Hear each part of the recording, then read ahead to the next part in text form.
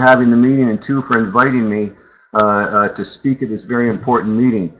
Something that it's really critically important that I clarify for the panel is that I'm not a lobbyist of any particular kind. I'm actually a manage and direct international groups where we do very specialized troubleshooting. My background is I am a Canadian, a British Columbia and Canadian interprovincial journeyman electrician. I'm also a building construction engineering technologist, which is every aspect of construction from contracts to completion. And I'm an adjunct faculty member for two medical education groups where I lecture medical education and approved for ongoing medical education credits in North America now. Now, I don't specifically want to get into all the credential part of this, but because of my 33-year background in where academia is blind to temperature, we shoot for engineers. Governments use our work for their standards. Department of Fisheries and Oceans has used our work for standards. We have been to consult after 9/11 on national security issues that just couldn't be seen. And my whole point to the panel is I'm not a lobbyist of any particular kind. We didn't get into this discussion to pick sides. Now, Safety Code 6 is a very important document because you're talking about potential frequency interactions with people. The danger of Safety Code 6 is this, where we don't have electrical codes that say we have people being electrocuted and fires going on, but you guys are going to keep going on as electrical professionals. We don't have codes saying they're missing critical data. The same applies for building codes. We don't have a building code that says things are falling down, but you guys keep building. Safety Code 6 is the only code in the world that I've ever seen that says we are missing causality as to linking these frequencies to adverse health effects. We're missing biological plausibility. So the idea to move forward with a code that says it's missing critical science is really troubling and concerning. So September of 2010, I represented and presented to Health Canada showing the mechanisms that were missing in Safety Code 6. Now, the power of 6 is this. Unintentional stimulation of tissue is to be avoided, as is the heat effect. It's simple with a code that's specific to protect the public. It actually says that experimental studies show that it can lead to nerve and muscle depolarization, which is an EMF trigger. The trick is how are the frequencies hitting you? This is where I want you to take a look at the screen right there, and there's an example of the specific absorption rate that was adopted by Health Canada, by the ACC, and by everybody else. Manufacturers of cell phones have to use that test for their phones. And you can see that there's a bracket holding the cell phone next to the head, and you can see the mannequin little head there has got a temperature probe in the top where they put in a fluid to simulate brain tissue. Now, when we contacted Health Canada and we referred to the Canadian government on this, asked them how many, when you guys talk about smart meters or Wi-Fi, I said, what did you do? And they said, well, Wi-Fi, the computer isn't held against the head like a cell phone, and it's the same thing with a smart meter. The smart meter isn't held against the head like a cell phone, so Health Canada determined 24/7 exposure was acceptable. Now, when we asked Eric LeMay, again, we said, how many cell phone antennas were talking to this phone when you did the test? He said, none. When we asked him, what did you do with the bioelectrical information and consideration of humans? He said, they're not electrical.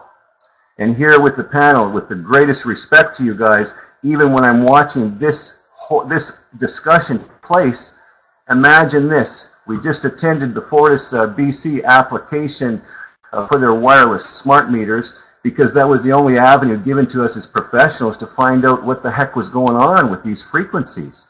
And to find out that governments were entrusted to, and therefore bypassed all regulatory process, like in BC. They did not go through the BC Utilities Commission. They did not go through anything. The utility was trusted as experts. And while the utility has a right to change meters, they do not have the right or the jurisdiction to blanket coverage areas and effectively put everybody and everything in the circuit.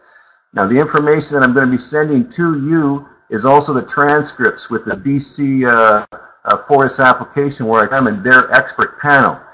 Now, when their expert panel and Mr. Warren took exception to me saying that they were going to irradiate 17,000 square kilometers to communicate with these meters, but in his next statement, he said, I said, are the frequencies going to cover 17,000 square kilometers to communicate with the meter? And he said, yes. You guys, as professionals, know this. Everything within 17,000 square kilometers is electrical at that atomic and molecular level. So you are going to impact all of these things electrically speaking. Now here's that part. The specific absorption rate, if you see that test you've done here, the specific absorption rate is not even applicable science. And to watch these two sides argue biological effects when the specific absorption rate does not include any biological information in their reporting, when you're mixing frequencies, when you're mixing electrical information, you have to include everything. So now Fortis's engineer also told us this: the frequencies have penetrated the ground up to 1 meter. Now, BC and Fortis took exception to us talking about this affecting buildings, but here's the reality of what's going on with these frequencies. When you do a blanket coverage of cities, their buildings aren't MRI chambers, and they're not designed for those frequencies, so the frequencies will go through walls, and they will cause a high-speed vibration, twice the frequencies, which is going to shake the foundation over 1.8 billion times per second. Now this is and here's the important part with this causation. Causation, when you're talking frequencies, is an electrical interaction. So when I'm dealing with physicists, when I'm dealing with PhDs, when I'm dealing with very bright eyes, they need to understand this. You have to be electrically qualified to talk about mechanisms, which is causation. And here's what's important for the panel as well. Under cross-examination, to watch Fortis's experts, how they even got qualified as experts with a code that's causation is beyond me. But for this group, Dr. William Bailey, when I cross-examined Dr. William Bailey and I said, where is your bioelectrical information in your reporting on safety? And he said, it's not there.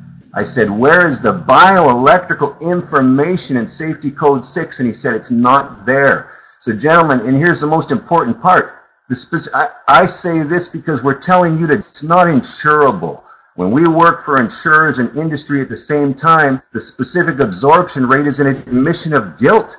It says we're inducing currents into people, but we didn't give people any biological or electrical information. We just considered water molecules heating.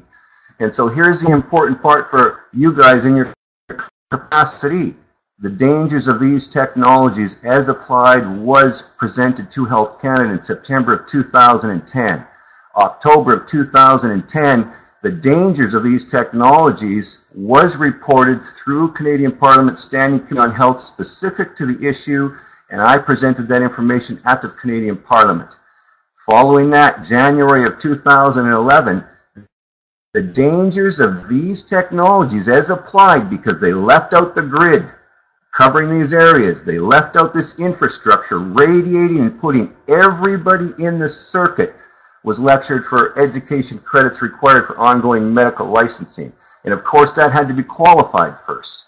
And that is now applicable in North America across the board, and it changes the scope of diagnosis. We're still trying to find out why Health Canada didn't pass that information on to you. And I can't explain that. That's something that they're going to have to answer to. But gentlemen, here's something important too. To watch Fortis with an untested technology, these frequencies and these meters are only going to be submitting information a couple of times a day, and this isn't equivalent to 20 years on a cell phone, is scientific nonsense.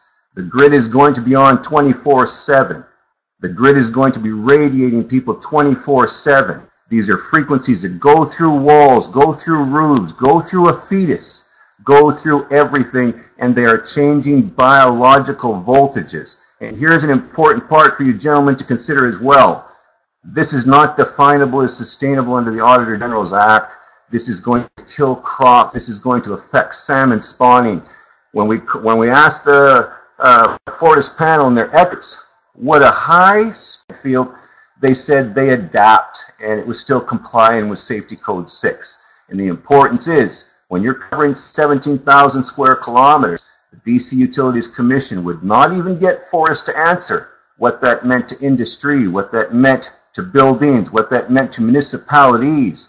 The fact that municipalities, you're going to have to close down your apartments. You are going to change the face of biology, and you will change education. And to top that off, I'm sorry.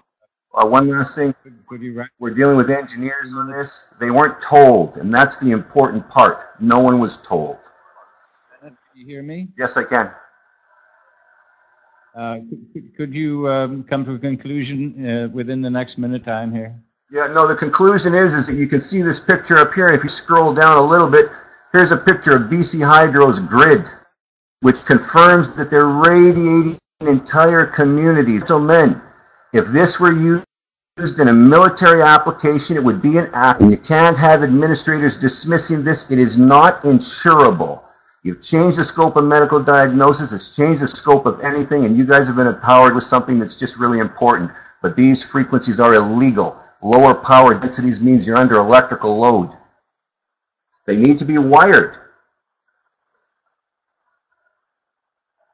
And I will be submitting some written information. We've just had a technical glitch here, so I explained to Russell I will be submitting information for you gentlemen to look at. And again, I can't change my opinion. This is called electromagnetic induction. The peer-reviewed science is electricity. And Safety Code 6 says this: we will change the code if deemed necessary once we get peer-reviewed science. What you need to do also is you need to find out how Health Canada dismissed electricity as peer-reviewed science. Okay, thank you, Mr. Bennett. Thank you for your presentation. Thank you.